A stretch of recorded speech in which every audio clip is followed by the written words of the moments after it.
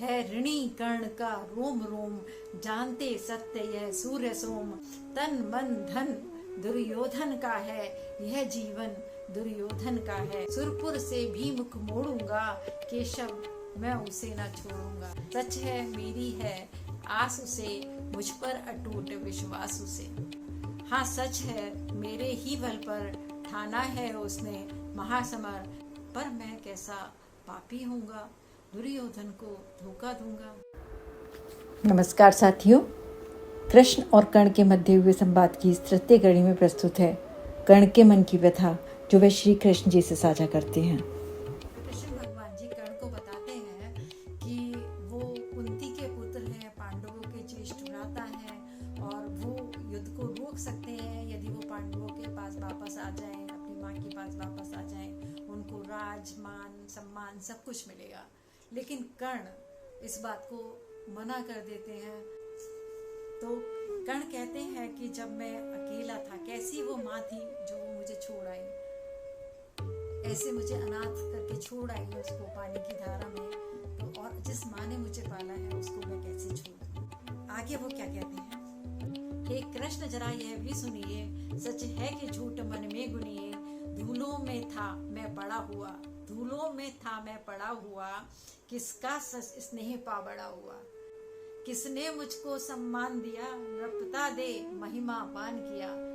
अपना विकास अवरुद्ध देख, सारे समाज को क्रुद्ध देख। भीतर जब टूट चुका था मन, आ गया अचानक दुर्योधन। निश्चल पवित्र अनुराग लिए, मेरा समस्त सौभाग्य लिए। कुंती ने केवल जन्म दिया, राधा ने माँ का कर्म किया। कुंती ने केवल जन्म दिया, राधा ने माँ का कर्म किया। पर कहते जिसे असल जीवन देने आया वह दुर्योधन। पर कहते जिसे असल जीवन देने आया वह दुर्योधन। वह नहीं भिन्न माता से है, वह नहीं भिन्न माता से है।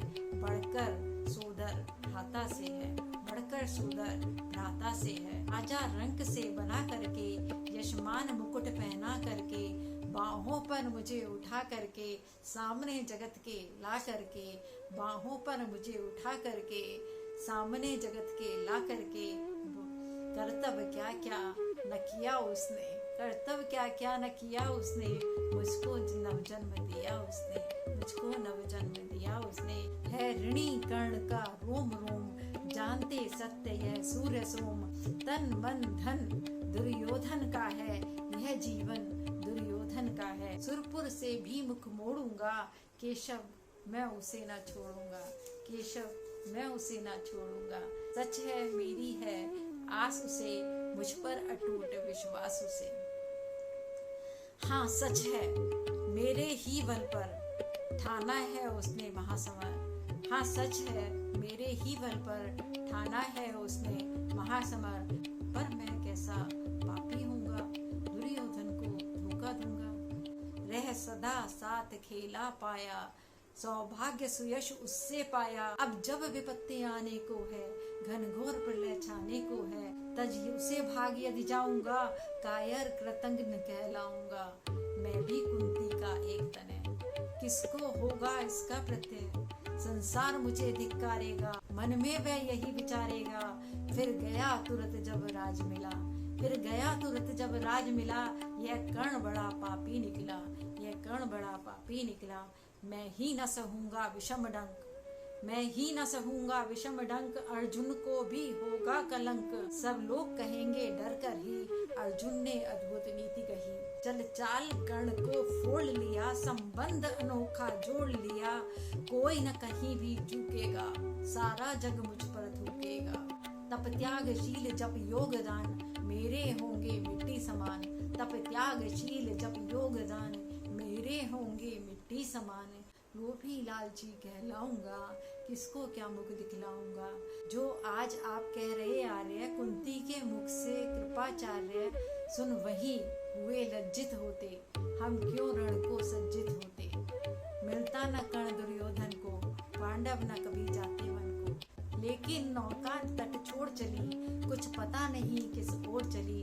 यह बीच नदी की धारा है, सूझता ना कूल किनारा है। ले लील भले ये धार मुझे, लौटना नहीं स्वीकार मुझे, लौटना नहीं स्वीकार मुझे। धर्माधिराज का ज्येष्ठ बनूं, धर्माधिराज का ज्येष्ठ बनूं, भारत में सबसे श्रेष्ठ बनूं। कुल की पोशाक पहन करके, कुल की पोशाक पहन करके, सिर उठा चलूं कुछ तन करके, सिर उठा चलूं कुछ तन करके। इस झूठ मूठ में रस क्या है, इस झूठ मूठ में रस क्या है। केशव ये सुयश सुयश क्या है, केशव ये सुयश सुयश क्या है। सिर पर कुलीनता का टीका, भीतर जीवन का रस फीका। अपना ना नाम जो ले सकते, परिचय ना तेज से दे सकते। ऐसे भी कुछ नर होते हैं, कुछ को खाते और खोते हैं। विक्रमी पुरुष लेकिन सिर पर चलता ना छत्र पुरखों का धर। अपना बल तेज जगाता है, सम्मान जगत से पाता है। सब देख उसे ललचाते हैं, कर विविध यत्न अपनाते हैं। अब इस कड़ी में इतना ही। अगली कड़ी भाग 4 में प्रस्तुत होगा इस संवाद का अंतिम चरण। यदि आपको यह वीडियो उपयोगी लगा हो तो लाइक, सब्सक्राइब एंड शेयर कीजिए। धन्यवाद।